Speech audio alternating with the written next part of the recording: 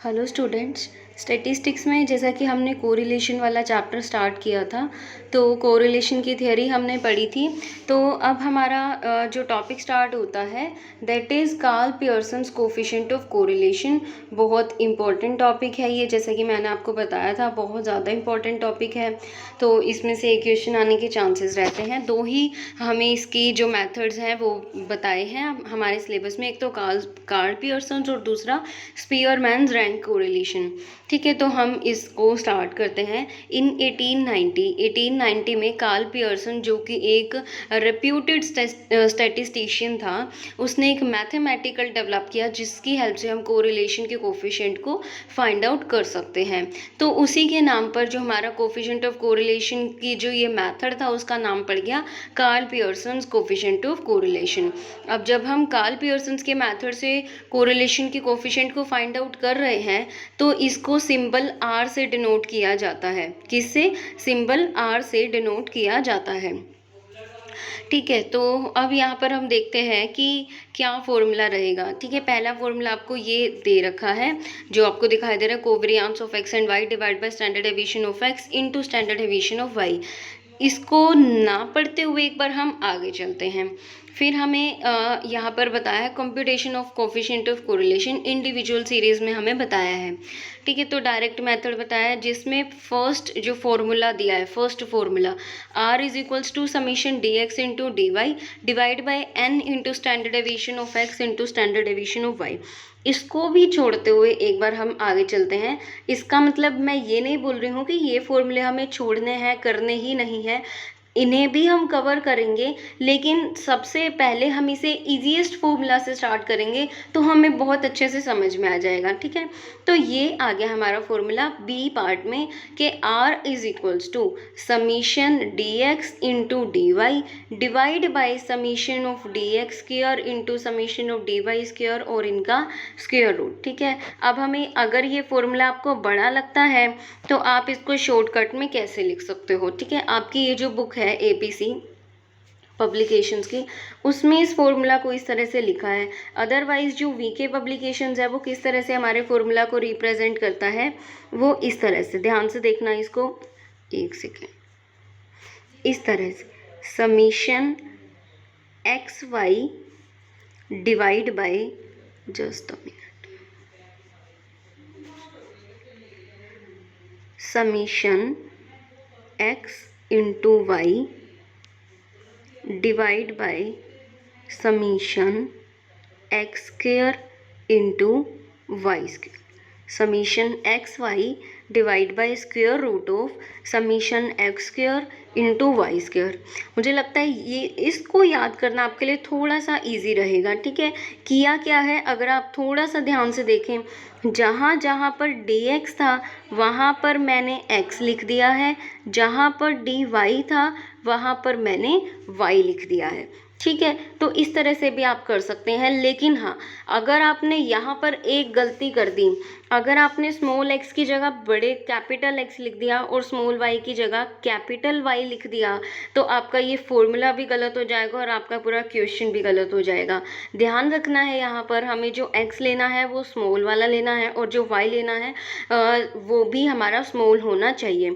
Summation of x y divide by square root of summation of x square into y square. ठीक है, तो ma'am अभी तक तो हमने बड़े वाला x और बड़े वाला y ही देखा था, हमें नहीं पता ये छोटे वाला x क्या होता है, छोटे वाला y, क्योंकि ना तो हमें स्टेटमेंट में ऐसा कुछ गिवन होता है। तो जब भी हम स्मॉल x की बात कर रहे हैं तो इसको कैलकुलेट करने का फॉर्मूला हमारे पास होता है x माइनस एक्स मीन। ठीक है, ये जो आप देख रहे हैं x बार, इसको हम पहले क्या बोला करते थे, खाली मीन बोल दिया करते थे। यहाँ पर आप इसको ऐसे मत बोलना x माइनस मीन, क्यों? क्योंकि जब हम स्मॉल y को कैलकुलेट कर रहे हैं ना, तो इस तरह की एक टर्म यहाँ पर भी आएगी y माइनस मीन। तो अगर आप इनको खाली मीन बोलोगे तो कन्फ्यूज हो जाओगे कि मीन किसका, x का या y का। तो यहाँ पर क्योंकि हमने कोरिलेशन के स्टार्टिंग में ही पढ़ा था, कोरिलेशन दो वेरिएबल्स के बीच में रिलेशंस को फाइंड आउट आउट करता है। तो वेरिएबल्स यहाँ पर एक नहीं होंगे। अभी तक हमने जितना भी सिलेबस कवर किया है उसमें हमने क्या देखा था, सिर्फ हमें x ही दिया होता था, एक ही वेरिएबल दिया होता था क्वेश्चन में। कभी भी हमने दो वेरिएबल से डील नहीं किया टिल नाउ, लेकिन अभी हमें दो वेरिएबल्स के साथ डील करना है। दो वेरिएबल्स कौन से होंगे, एक होगा x और दूसरा होगा y। तो आप मीन को भी कैसे बोलोगे, x मीन y मीन। जो भी हम यहाँ पर बोलेंगे उसके साथ x और y जरूर चलेगा। जैसे हम वहाँ पर खाली बोलते थे स्टैंडर्ड डेविएशन, लेकिन यहाँ पर standard deviation of x, standard deviation of y, variance of x, variance of y। जो भी आपको टर्म बोलनी है वो आपको वेरिएबल के साथ बोलने हैं, ताकि आपको क्लैरिटी रहे। मतलब इवन आप अपने माइंड में बोल रहे हैं तब भी आपको वेरिएबल के साथ बोलने, ताकि आपके माइंड में क्लैरिटी रहे कि आप किस वेरिएबल के मीन की बात करें, किस वेरिएबल के स्टैंडर्ड डेविएशन और किस वेरिएबल के हम वेरिएंस की बात कर रहे हैं। ठीक है, तो ये चीज़ आपको ध्यान में रखनी है। एक बार फिर से मैं आपको बताती हूँ सारा कि जो फॉर्मूला है आप उसको किस तरह से लिख सकते हो। Summation x y divide by square root of summation x square into y square. ठीक है, और यहाँ पर x को कैलकुलेट करने का फॉर्मूला है x माइनस एक्स मीन, और छोटे वाले y को कैलकुलेट करने का फॉर्मूला है y माइनस वाई मीन। ठीक है, अब आपकी अपनी मर्जी है, आप फॉर्मूला को इस तरह से लिखो तो भी सही है, और इस तरह से लिखो dx, x को dx और y को dy करके लिखो, वो भी सही है। दोनों ही मेथड एकदम सही है, आप जैसा चाहो वैसा लिख सकते हो। वही फॉर्मूला मैंने x को कैलकुलेट करने का बताया, वही इन्होंने dx को कैलकुलेट करने का बताया, x माइनस एक्स मीन। वही मैंने छोटे वाले y को कैलकुलेट करने का बताया, और वही इन्होंने छोटे वाले y को कैलकुलेट करने का बताया, y माइनस वाई मीन। ठीक है, तो मर्जी आपकी है, चॉइस इज योर्स। आप किसी भी फॉर्मूला को यहाँ पर अडॉप्ट कर सकते हो, चूज कर सकते हो। मीनिंग दोनों का सेम है, जस्ट प्रेजेंटेशन डिफरेंट है दोनों की। ठीक है, तो ये है सबसे basic formula to calculate coefficient of correlation. तो हम एक बेसिक फॉर्मूला हमने देख लिया, अब हम इसके प्रैक्टिकल पर आते हैं, न्यूमेरिकल पर आते हैं। ये है हमारा फर्स्ट इलस्ट्रेशन कार्ल पियर्सन की मेथड का, जहाँ पर हमको अब देखना, यहाँ पर ऐसा मत समझ लेना कि ये जो फर्स्ट वाला दिया है ये है x और ये जो सेकंड वाला दिया है ये है f। यहाँ पर f कोई नहीं है, यहाँ पर वेरिएबल्स ही दो हैं, एक है x वेरिएबल और दूसरा है y वेरिएबल। ठीक है, और फॉर्मूला मैं एक बार फिर से यहाँ पर लिख देती हूँ, एक सेकेंड। ये फॉर्मूला अब मैं एक बार फिर से यहाँ पर लिख देती हूँ, summation x y divide by square root of summation x square into y square. ठीक है, अब हमेशा स्टैटिस्टिक्स में हम क्या करते हैं, जैसा जैसा फॉर्मूला ने बोला वैसा वैसा हम करते चले जाएंगे, तो हमारा क्वेश्चन हमें इजीली सोल्व होता दिखाई देगा। x को कैलकुलेट करने के लिए हमें क्या करना है, x माइनस एक्स मीन, और छोटे वाले y को कैलकुलेट करने के लिए हमें क्या करना है, y माइनस वाई मीन। ठीक है, तो अब हमारे पास x दिया है। सबसे पहले हमने एक कॉलम बनाया जहाँ पर हमने x वाले वेरिएबल को पूरी तरह से लिख लिया, 18, 20, 22, 24, 26, 28, 30। ठीक है, ये है हमारी x सीरीज़। अब हमें क्या चाहिए, x में से देखो छोटे वाला x चाहिए, स्मॉल x चाहिए, जबकि ये तो कैपिटल वाला x है ना। तो यहाँ पर हम स्मॉल x को कैसे कैलकुलेट कर सकते हैं, x माइनस मीन से। अब यहाँ पर हमें क्या चाहिए, मीन चाहिए, x मीन चाहिए। तो x मीन निकालने के लिए हमारे पास सीधा सीधा फॉर्मूला होता था summation x divide by n। ये जो हमें सारे नंबर्स दिए हैं ना, हम इन सबको ऐड करेंगे, ऐड करके हमारे पास आ गया 168, और इस 168 को हम n से डिवाइड कर देंगे। n कितना है, हम इनको काउंट कर लेते हैं, कितने नंबर्स हैं, 2, 4, 6, 7 नंबर्स हैं। तो 168 को 7 से डिवाइड करेंगे, ये देखिए यहाँ पर 168 को हमने 7 से डिवाइड किया है, तो हमारे पास x मीन आ गया, दैट इज़ 24 x मीन आ गया। अब देखो हमें छोटा वाला x निकालने के लिए x माइनस एक्स मीन चाहिए, x मीन आ गया, x हमारे पास रखा हुआ है। तो देखो इन्होंने एक कॉलम बनाया है जहाँ पर इन्होंने x माइनस एक्स मीन लिखा है, यहाँ पर इन्होंने dx लिखा है। तो अगर आप मेरे वाला फॉर्मूला करें तो यहाँ पर आपको dx लिखने के बजाय इस तरह से x लिखना है।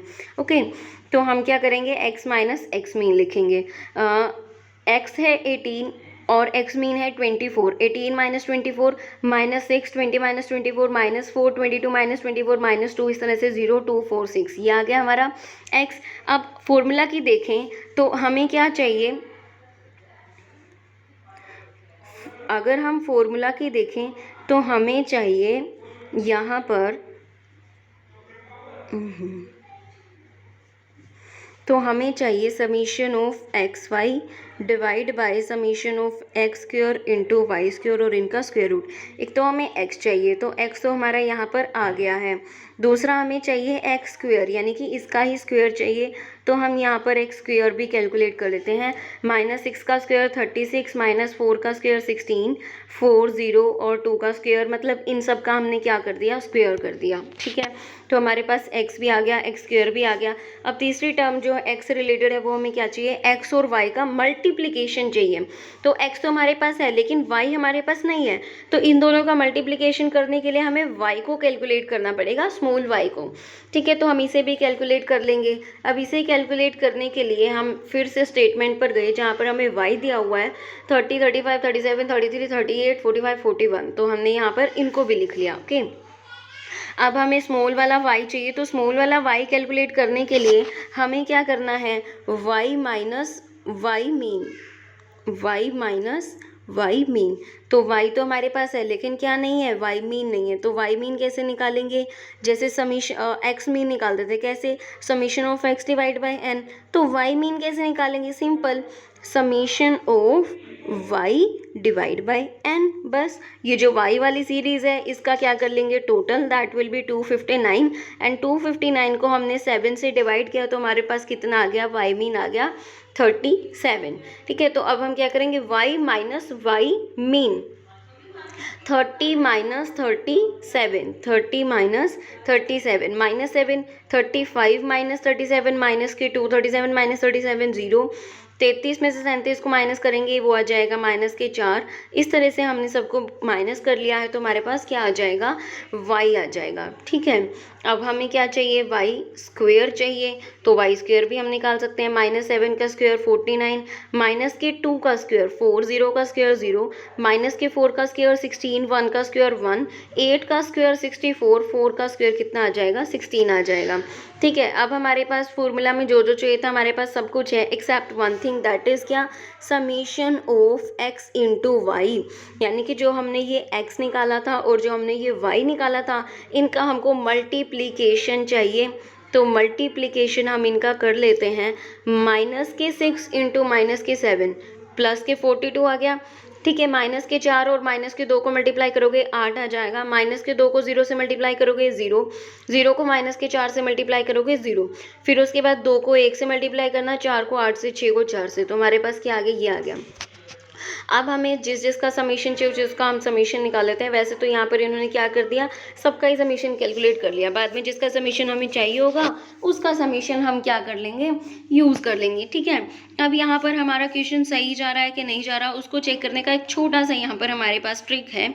क्या, हमने एक प्रॉपर्टी पढ़ी थी, मीन वाला चैप्टर पढ़ा था, इवन डिस्पर्सन में भी पढ़ा था, ये प्रॉपर्टी हमने 2 बार पढ़ ली है, आज हम तीसरी बार इसको रिपीट करने जा रहे हैं। जब मैं बोलूँगी तो शायद आपको ध्यान आ जाए कि हाँ हमने पढ़ा था summation of deviations taken from mean is always 0। अगर हम x में से मीन को माइनस करते हैं तो उसका समीशन हमेशा हमें क्या मिलेगा, 0 मिलेगा। ठीक है, तो अब देखो यहाँ पर ये जो हमने x निकाला है वो x माइनस मीन से निकाला है, तो इनका समीशन हमारे पास क्या आना चाहिए, 0 आना चाहिए। y का भी हमने जो डेविएशंस ली है वो मीन से ली हैं, तो इनका भी जो समीशन आना चाहिए हमारे पास वो 0 आना चाहिए। अगर ये दोनों समीशन 0 आ रहे हैं तो समझना कि यहाँ तक हमारा क्वेश्चन कहीं ना कहीं सही जा रहा है। ठीक है, तो हम अब चलते हैं फर्दर कैलकुलेशन पर। तो हमने यहाँ पर फॉर्मूला पुट किया। अब इन्होंने क्या किया है, जितने भी फॉर्मूले वहाँ पर लिखे थे ना, 2-3 फॉर्मूले, उन सभी से कोरिलेशन को कैलकुलेट करके बताया है। आपको ऐसा नहीं करना केवल एक ही फॉर्मूला लो और केवल उसी से कोरिलेशन को सोल्व करके दिखाओ। ये देखो यहाँ पर एक सिंपल सा एक ही स्टेप में इन्होंने, जस्ट अ मिनट, ये यहाँ पर इन्होंने एक बहुत ही सिंपल से स्टेप में हमारी कैलकुलेशन कर दी है। फॉर्मूला लिखा है summation x y divide by summation x y summation x into y का summation x square into summation y square का स्क्वायर रूट। तो यहाँ पर हमने ऊपर वाले टेबल से वैल्यूज़ उठाई और वैल्यूज़ को पुट कर दिया, तो कैलकुलेटर से सोल्व किया। अब कैलकुलेटर से इसको कैसे सोल्व करना है ध्यान देना, ये ऐसे है 108 डिवाइड बाय, इसको रखे रहने देना, पहले 112 का स्क्वायर रूट सोल्व करना जो भी आ जाएगा, फिर 150 का स्क्वायर रूट सोल्व करना जो भी आ जाएगा, इन दोनों को मल्टीप्लाई करना जो भी आ जाएगा उसको 108 से डिवाइड करना, तो हमें हमारा आंसर मिल जाएगा। और एक और चीज़ है हमारे क्वेश्चन को चेक करने का, मैंने आपको थ्योरी जब हम कर रहे थे तभी बताया था, क्या अगर हमारे कोरिलेशन के क्वेश्चन का आंसर 1 के इक्वल आ रहा है, या तो 1 के इक्वल है या फिर लेस देन 1 है, तो समझना हमारा आंसर जो है वो ठीक है, राइट है, ठीक है। या तो हमारा आंसर 1 है या 1 से कम है, तो मतलब क्या है, हमारा आंसर कहीं ना कहीं ठीक है। और अगर आपका आंसर आ गया कभी भी कोरिलेशन के चैप्टर में, कोरिलेशन का क्वेश्चन कर रहे हो और आंसर निकाले बैठे हो मोर देन 1, तो समझ लेना आपका आंसर गलत है, आपके क्वेश्चन में कहीं ना कहीं गड़बड़ है। क्यों?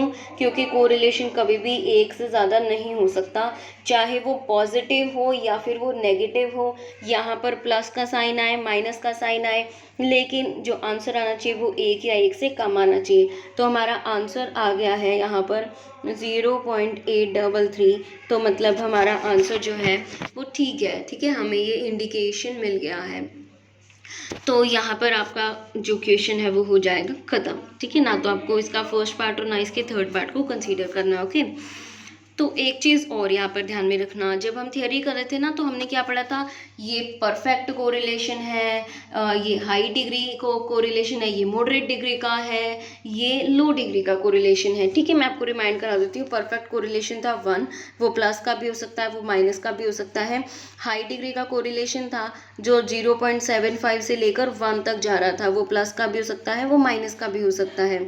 लो मॉडरेट डिग्री का कोरिलेशन जा रहा था 0.25 से 0.75 तक, वो प्लस का भी हो सकता है, वो माइनस का भी हो सकता है। और लो डिग्री का कोरिलेशन जा रहा था 0 से लेके 0.25, वो प्लस का भी और माइनस का भी हो सकता है, ठीक है। तो इन डिग्रीज के अकॉर्डिंग यहाँ पर आपको देखना है। अब देखो हमारा आंसर कितना है 0.83, 0.75 से बड़ा है ना, इनमें लाई कर रहा है, 0.75 और 1 के बीच में लाई कर रहा है। तो आपको लिखना है कि कोरिलेशन आपका किस डिग्री का है, आपको लिखना है कि इन दो वेरिएबल्स में जो कोरिलेशन है वो हाई डिग्री का कोरिलेशन है, ठीक है। कोरिलेशन कंक्लूजन डालना, कंक्लूजन क्या कहेगा, correlation, so we can say that correlation between x and y is of high degree, okay। तो इस तरह से आपको लास्ट में कंक्लूजन डालना है। तो ये हो गया जी हमारा एक क्वेश्चन, बेसिक सा क्वेश्चन कोरिलेशन का। अब आ जाता है हमारा नेक्स्ट इलिस्ट्रेशन, जहाँ पर आपको कुछ भी करने की ज़रूरत नहीं है, बस बना बनाया आपको मिल रहा है, जस्ट आपको क्या करना है, उसे उठाकर फॉर्मूला में पुट करना है, ठीक है। जैसे मम्मी बना बनाया खाना देती है ना, तो उस तरह से। तो ये सबसे पहले है n, number of items n दिया है आपको x सीरीज में भी y सीरीज में भी। फिर दिया है आपको अर्थमेटिक मीन, ये है आपका x मीन और ये है आपका y मीन, ओके।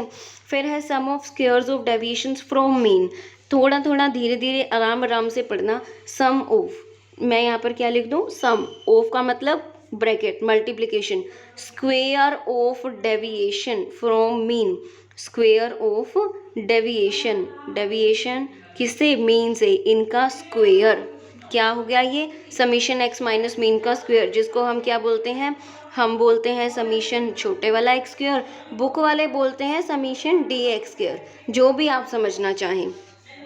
तो ये चीज़ हमको दी है x के केस में समीशन छोटे वाला x स्क्वायर, और ये चीज़ दी है y के केस में समीशन छोटे वाला y स्क्वायर, ठीक है। तो आपको सब कुछ दिया है और यही कुछ तो हमें फॉर्मूला में चाहिए होता है। एक सेकेंड में लिख देती हूँ, summation x square divide by summation y square, सब कुछ तो दिया है और यही तो हमें फॉर्मूला में चाहिए होता था। क्या चाहिए होता था, n चाहिए, समीशन x स्क्वायर चाहिए, समीशन वाई स्क्वायर चाहिए। अच्छा, मैम एक और चीज़ चाहिए, क्या चाहिए, summation of x into y चाहिए, जो कि हमें नहीं दिया हुआ। ये तो दिक्कत है, तो ये भी इन्होंने दिया होना चाहिए था, तो दिया है, हमने देखा नहीं है। Summation of product of deviations of x and y series from the respective mean, summation of, ठीक है, फिर से मैं लिखना स्टार्ट करूँ, summation of product of deviations, product of deviations, मैं इसको फुल फॉर्म में लिख के दिखाती हूँ, प्रो डेविएशंस का प्रोडक्ट, डेविएशंस का, ओहो, summation of product of deviations, product का मतलब समझते हो, मल्टीप्लिकेशन, ठीक है, तो इनका प्रोडक्ट, प्रोडक्ट मतलब मल्टीप्लिकेशन। अब मैं x माइनस एक्स मीन की जगह x पुट कर दूँ, y माइनस वाई मीन की जगह y पुट कर दूँ, बन गई सेम चीज़। तो ये कितना है, ये है 122। तो हर चीज़ आपको दे रखी है, जस्ट आपको फॉर्मूला लिखना है और उसमें पुट करना है, तो हमारे पास आंसर आ जाएगा। आंसर इज़ 0.89, ठीक है, that is also high degree correlation. अब आ जाता है हमारा next question, calculate coefficient of correlation. अब इसके दो पार्ट है, one is part A and other is part B. तो हम पार्ट ए कर रहे हैं, कोफिशिएंट ऑफ कोरिलेशन कैलकुलेट करना है एक्स और वाई सीरीज में, जहाँ पर हमको number of observations, number of का मतलब एन ही होता है, ठीक है, नंबर ऑफ आइटम्स कह ले, नंबर ऑफ ऑब्जर्वेशंस कह ले, कुछ भी कह ले, हमें क्या लेना देना, that is an, okay. Arithmetic mean दिया है, एक्स मीन दे दिया, वाई मीन दे दिया, स्टैंडर्ड डेविएशन दिए, स्टैंडर्ड डेविएशन दिए हैं। अब हमें तो स्टैंडर्ड डेविएशन की ज़रूरत ही नहीं होती, हमें तो स्टैंडर्ड डेविएशन की ज़रूरत ही नहीं होती, क्योंकि हमारा फॉर्मूला क्या कहता है, summation of x y divide by summation x square into summation y square का स्क्वेयर रूट, है ना। तो हमें तो यहाँ पर स्टैंडर्ड डेविएशन की ज़रूरत ही नहीं होती, तो ये तो बात गलत हो गई। तो हम इसका कुछ देखते हैं। इसके अलावा एक और इन्फॉर्मेशन दी है, summation of x minus 25 into y minus 18 is equals to 125। अब देखना मैं यहीं पर वैल्यूज़ को पुट करूँ, summation of x minus, x mean देखना कितना है, 25 है ना, तो मैं यहाँ पर x मीन लिख दूँ क्या, y मीन देखना कितना है, 18 है, तो मैं यहाँ पर y मीन लिख दूँ क्या। अब इसको क्या लिख सकते हैं, समीशन ऑफ छोटा वाला x इंटू वाई, ठीक है। तो एक चीज़ तो चलो हमें कुछ ऐसी दे दी जिससे हमें तसल्ली हो गई है, लेकिन अब हमें क्या चाहिए, स्टैंडर्ड डेविएशन का। हम क्या करें, हमें तो स्टैंडर्ड डेविएशन से रिलेटेड कुछ नहीं पता, तो हम क्या करते हैं, अब जाते हैं अपने उस फॉर्मूला पर जिसको हम छोड़ के आए थे।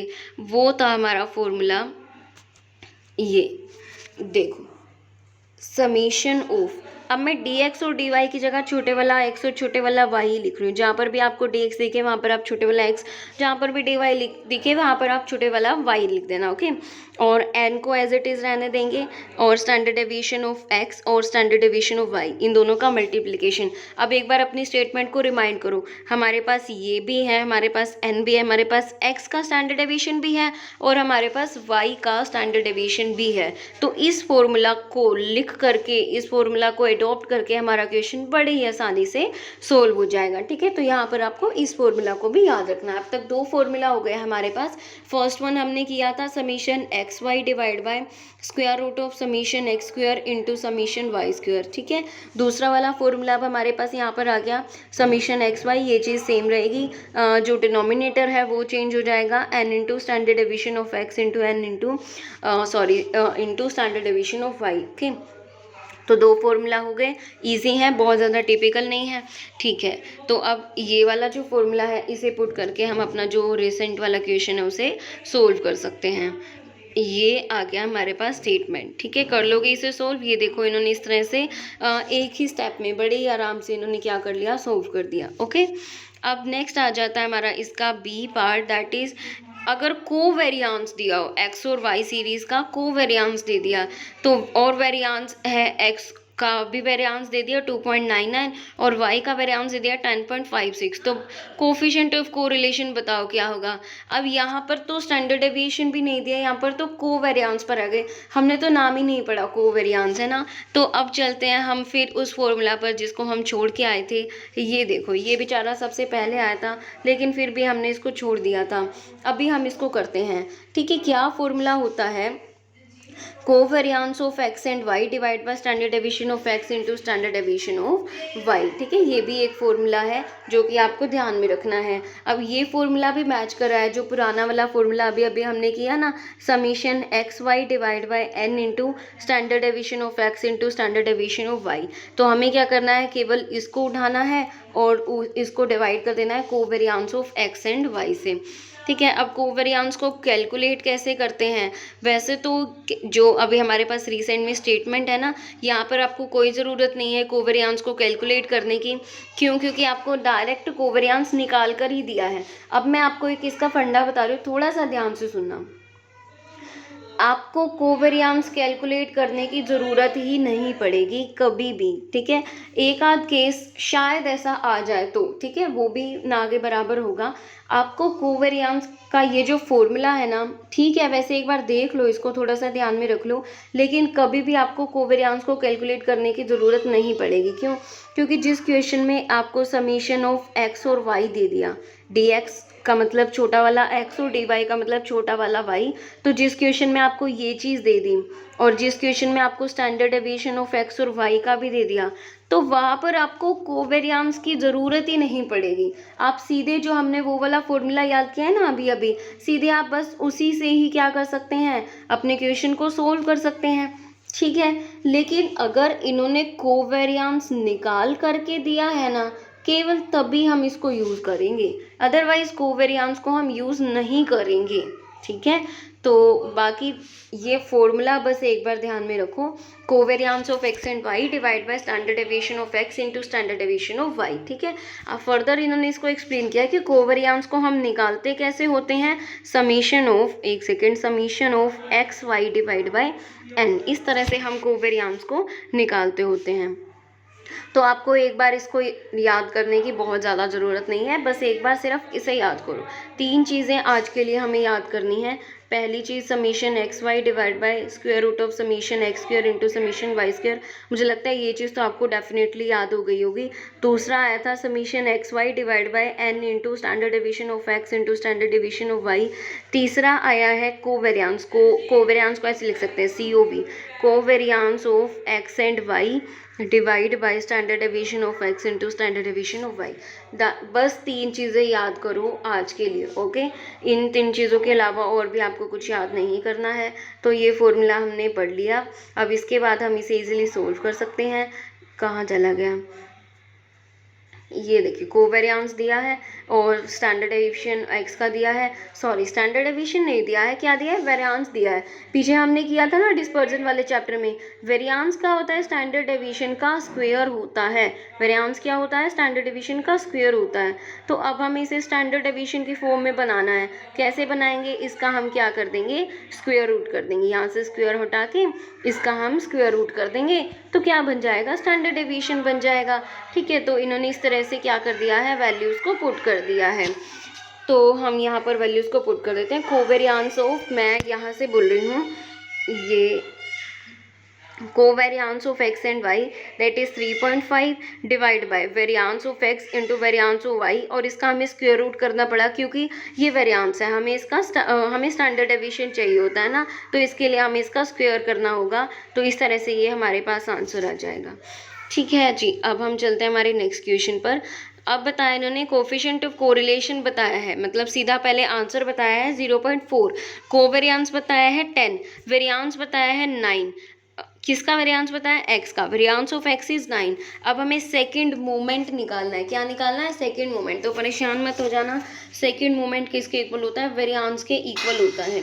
सेकेंड मोमेंट किसके इक्वल होता है, वेरियांस के इक्वल होता है। ठीक है, अब second moment of about mean of y series, तो किसका, वाई का, यानी कि हमें वाई का वेरियांस निकालना है। अब हमें फॉर्मूला पता है, आपको फॉर्मूला क्या था अभी अभी जो हमने पढ़ा, कि R is equals to covariance of x and y divide by standard deviation of x into standard deviation of y, ये फॉर्मूला पढ़ा था। अब R की वैल्यू दी हुई है हमें, R कितना है, R का मतलब कोरिलेशन, R कितना है 0.4, कोवेरियांस दिया गया है हमारे पास 10। अब इसका वेरियांस दिया है, x का वेरियांस दिया है। अब वेरियांस को हमें स्टैंडर्ड डेविएशन में बदलना है, तो 9 का हम स्क्वायर रूट कर देंगे, जो कि हमारे पास कितना आ जाएगा, 3 आ जाएगा। तो स्टैंडर्ड डेविएशन x का कितना हो गया, 3। इनटू में हमें क्या चाहिए, standard deviation of y। Formula के अकॉर्डिंग तो यहाँ पे स्टैंडर्ड डेविएशन ऑफ y होता है ना, तो स्टैंडर्ड डेविएशन ऑफ y हमने लिख दिया। अब इसकी हेल्प से हम स्टैंडर्ड डेविएशन ऑफ y की वैल्यू निकाल सकते हैं। ये देखो मैं इसके सॉल्यूशन में आपको दिखाती हूँ। ये चीज़ इन्होंने की है कि 0.4 हमारे पास कोरिलेशन है, कोवेरियांस दिया है 10 डिवाइड बाय, अब वेरियांस है इसके लिए हमने इसका स्क्वायर रूट किया, और यहाँ पर आप सीधे इसकी बजाय आप सीधे यहाँ पर ऐसे भी लिख सकते हैं, ठीक है। तो अब हमने क्या कर दिया, यहाँ पर क्रॉस मल्टीप्लाई कर दिया। मैं यहाँ पर करके ही दिखा देती हूँ एक बार, इस स्टेप के बाद मैं आगे कर रही हूँ। हमने इनको क्या कर दिया, क्रॉस मल्टीप्लाई कर दिया। अब क्रॉस मल्टीप्लाई करेंगे तो क्या आएगा, 0.4 इंटू 3, 9 का स्क्वायर रूट कितना आ जाएगा, 3, ठीक है, is equals to 10 divide by standard deviation of y। अब इन दोनों को हम क्या कर देंगे, मल्टीप्लाई कर देंगे। आप इसको भी ऊपर ले आएँ, ठीक है, ये जो है ना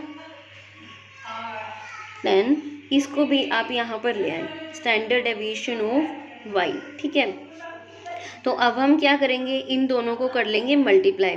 इन दोनों को मल्टीप्लाई करेंगे तो हमारे पास आ जाएगा 1.2। इन दोनों को हमने क्या किया, मल्टीप्लाई, इज इक्वल्स टू में 10 रखा है। तो अब हमारे पास आ जाएगा standard deviation is equals to 10। अभी यहाँ पर मल्टीप्लाई में रखा है, तो दूसरी साइड जाकर ये डिवाइड का हो जाएगा, दैट इज़ 1.2। इन दोनों को डिवाइड करेंगे तो हमारे पास आंसर आ जाएगा 8.33, ठीक है। अब हमारे पास ये आंसर नहीं है एक्चुअली, क्यों, क्योंकि ये स्टैंडर्ड डेविएशन है, जबकि हमें क्या चाहिए, वेरियांस चाहिए, इसका स्क्वायर चाहिए, इसका स्क्वायर चाहिए। तो आप दोनों साइड स्क्वायर कर दें तो आपके पास आंसर आ जाएगा, दैट इज़ 69.3889। ये आ गया आपके पास आंसर, ठीक है। तो नेक्स्ट क्वेश्चन पर चलते हैं। इसके पहले इन्होंने कार्ल पियर्सन की कोरिलेशन की कुछ प्रॉपर्टीज़ बताई हैं। एक्चुअली कम्प्लीटली कोरिलेशन की प्रॉपर्टीज़ होती हैं क्या, कि जो हमारा कोरिलेशन होता है वो क्या होता है, independent of change in origin and independent of change in scale. Change in origin से इंडिपेंडेंट कैसे है, अगर हम अपने वेरिएबल्स में कुछ भी ऐड करें, कुछ भी लेस करें, तो हमें उसमें हमारे आंसर में कोई परिवर्तन नहीं दिखेगा। हमारे आंसर में कोई परिवर्तन नहीं दिखेगा जब हम कोरिलेशन को कैलकुलेट कर रहे हैं। हम चाहे अपनी सीरीज़ में कुछ भी ऐड कर लें, कुछ भी लेस कर लें, फिर कोरिलेशन निकालें तो हमें कोई चेंज नहीं दिखेगा, ठीक है। और ये होता है independent of change in origin. Next बताया है चेंज इन स्केल। इसका मतलब क्या है, चाहे हम अपनी सीरीज़ में कुछ भी मल्टीप्लाई कर लें या फिर हम कुछ भी डिवाइड कर दें, लेकिन हमें कोई भी चेंज नहीं दिखेगा। तो coefficient of correlation is always independent of, independent मतलब कोई उस पर फ़र्क नहीं पड़ेगा, चाहे हम ओरिजिन में चेंज कर ले, चाहे हम स्केल में चेंज कर ले, ठीक है। अब आ जाता है इसका नेक्स्ट क्वेश्चन। ये आपको खुद करना है, x दिया हुआ है, y दिया हुआ है, आपको कोरिलेशन फाइंड आउट करना है, जो कि आप खुद से करोगे। नेक्स्ट इलस्ट्रेशन में आपको बताऊंगी, 2 वेरिएबल्स हैं x और y, और व्हेन एक्सप्रेस्ड एज डेविएशंस, हमें ये x और y नहीं दिया हुआ, हमें इनके डेविएशंस दिए हैं। डेविएशंस का मतलब यहाँ पर ये हमको छोटे वाला x दिया हुआ है और ये हमको छोटे वाला y दिया हुआ है, यहाँ -1 लिखा हुआ था, तो ये छोटे वाला x और छोटे वाला y दिया हुआ है।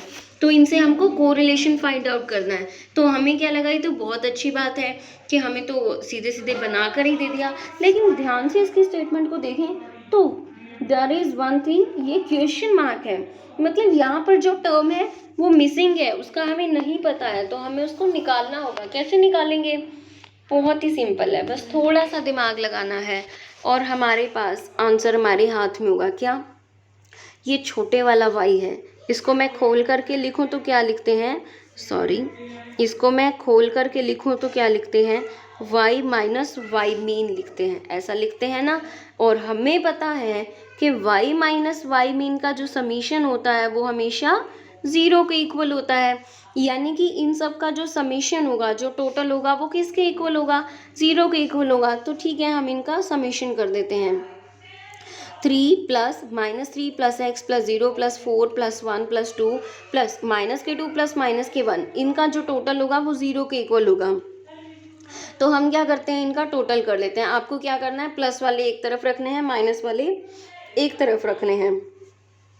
प्लस वाले एक तरफ रखो, ये हो गया, मैं डायरेक्ट यहाँ से ही करके बता रही हूँ। प्लस वाले एक तरफ रखो, 3 और 4 7, 7 और 1 8, 8 और 2 10, तो प्लस वाला कितने हो गए, 10 हो गए।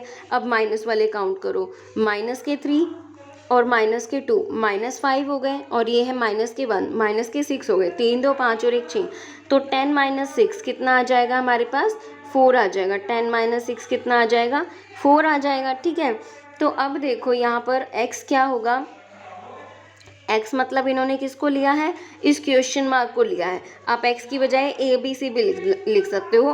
बेस्ट है कि अगर जैसे इन्होंने यहाँ पर ये छोटे वाला x लिया ना, दिख रहा है छोटा छोटा सा, छोटे वाला x लिया है ना, मत लेना। क्यों, क्योंकि ऑलरेडी हम छोटे वाले x और छोटे वाले छोटे वाले y से उलझे हुए हैं। तो आप क्या करना है, यहाँ पर a ले लेना। ओके, बात तो सेम ही है।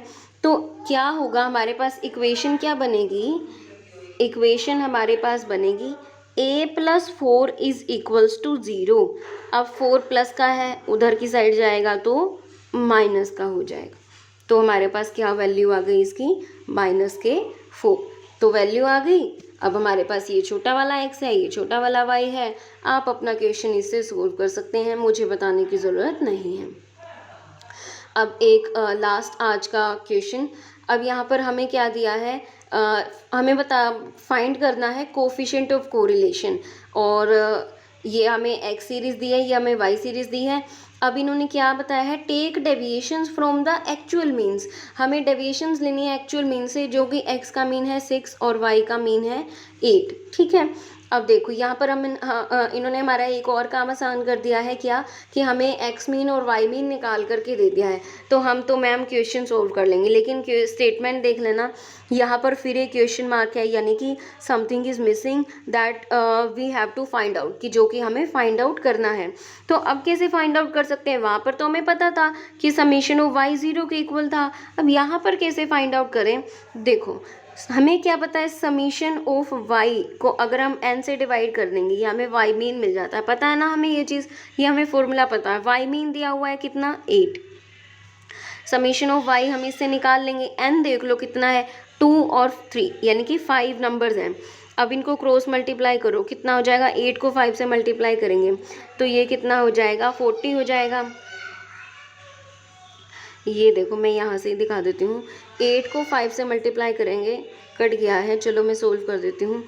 तो समीशन ऑफ y आ जाएगा हमारा 8 × 5, कितना आ जाएगा, 40 आ जाएगा। कितना आ जाएगा, 40 आ जाएगा। 40 आ गया। तो अब देखो यहाँ पर, अब इनका टोटल आपको पता चल गया। इनके टोटल को क्या बोलते हैं, समीशन y ही तो बोलते हैं ना। इसका टोटल जब आपको पता चल गया कितना है, 40 है, तो क्या आप अब हम ये मिसिंग नंबर नहीं निकाल सकते, इजीली निकाल सकते हैं।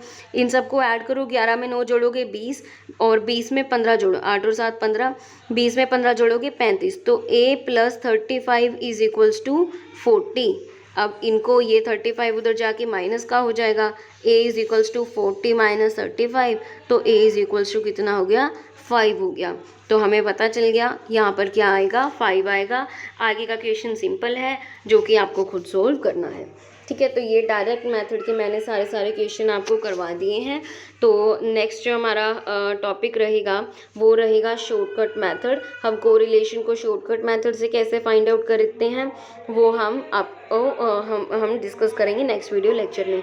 तो आप तब तक के लिए इसे सोल्व कर लो, बहुत अच्छे तरीके से, छोड़ना नहीं है, ईजी है।